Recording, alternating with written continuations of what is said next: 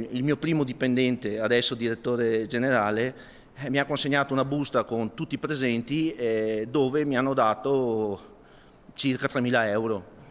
Ahimè là, sul subito, anche adesso, si è dovuto contare per qualche secondo prima di parlare. La voce che si incrina, l'emozione difficile da nascondere per Sergio Zanin, titolare della Futura Serramenti di Quinto, mentre ricorda l'attimo esatto in cui i dipendenti hanno consegnato nelle sue mani una busta, all'interno 3.000 euro raccolti per ringraziarlo di quanto fatto in questo difficile periodo.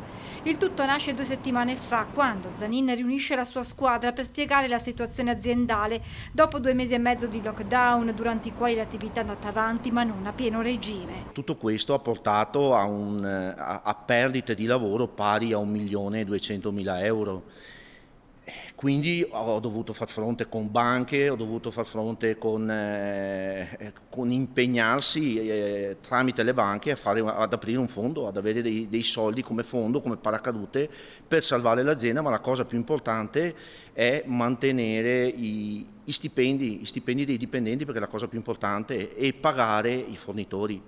A turnazione i dipendenti hanno usufruito anche della cassa integrazione. Io ho fatto sì che la cassa integrazione venisse anticipata dall'azienda, cioè da me, perché ho persone con i suoi problemi familiari che hanno tutti, i mutui, le cose da pagare, bambini piccoli, e queste persone devono avere i suoi soldi. Una volta ascoltate le parole del titolare, ai dipendenti viene l'idea di ringraziarlo per l'impegno dimostrato, da qui la colletta che ha portato a raccogliere 3.000 euro, un piccolo gesto, dice Zanin, ma che vale moltissimo. Ho fatto richiesta per 650.000 euro di mutui per le banche, di prestiti per le banche, lei capisce ma è il gesto che conta, e secondo me non sono 3.000 euro ma sono 3 milioni.